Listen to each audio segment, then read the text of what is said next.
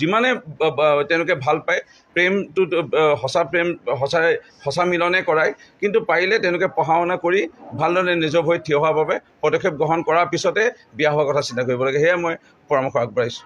যিসকলে কমটি বয়সত বিয়া হ'ব বিচাৰিছে মই এটাই বাৰ্তা দিব বিচাৰিছোঁ যে তেওঁলোকে যিমান পাৰে পঢ়ক আৰু পঢ়ি পেলাই এই আঁচনিৰ যোগেদি তেওঁলোকে নিজৰ ভৰিত থিয় হওক।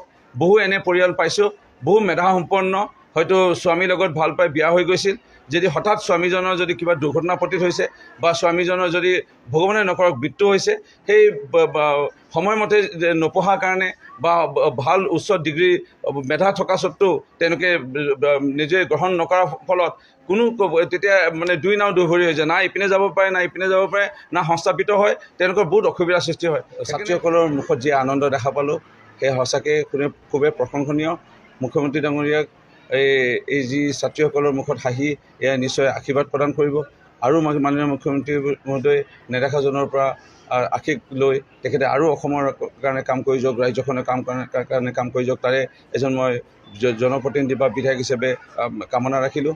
মুখ্যমন্ত্ৰী ডাঙৰীয়াৰ এই অভিলাষী আঁচনিয়ে বাল্য বিবাহ ৰোধ কৰাৰ ক্ষেত্ৰত কেৱল বুলি নহয় আৰু ছাত্ৰীসকলক উচ্চ শিক্ষাৰ বাবে উৎসাহিত যে কৰিব অকল সেয়াই নহয়, বিশেষভাৱে সমাজত আমাৰ ল'ৰা সন্তান পালে বা ছোৱালী সন্তান পালে এই যিবোৰ পাৰ্থক্য আছিলে সমাজত সেইখিনিও নিশ্চয় আমাৰ ভাৱসমূহ নাইকিয়া কৰিব আৰু এটা মৰ্যাদা এটা সন্মান ছাত্ৰসকলৰ সমানে এটা মৰ্যাদা নিশ্চয় লাভ কৰিব। এই আঁচনিটোৱে অসমখনক আৰু উচ্চ শিক্ষালৈ লৈ গ'ল যেন মই অনুভৱ কৰোঁ। সমান্তৰালভাৱে এই নিযুত মইনা এই আঁচনি মাননীয় মুখ্যমন্ত্ৰী মহোদয়ক ধেমালি সুৰতে সুধিছিলোঁ যে নিযুত শব্দটো খুব ধুনীয়া, মৰম লগা মইনা তেনেকৈ কিবা নেকি? নিযুত মইনা নহয়, এক নিযুত অৰ্থাৎ 10 লাখ ছাত্ৰীক মই আঁচনিটোৰ জৰিয়তে উপকৃত কৰিব গৈ আছোঁ। এই যিটো চিন্তাধাৰা এয়া এনেধৰণৰ চিন্তাধাৰা আগত কেতিয়াও নাছিল, এটা অভিলেখ সৃষ্টি কৰিছে। মাননীয় মুখ্যমন্ত্ৰী মহোদয়ক অভিনন্দন জনাইছোঁ আৰু এজন জনপ্ৰতিনিধি হিচাপে হাত জোৰি তেখেতক বহুত ধন্যবাদ জ্ঞাপন কৰিছোঁ।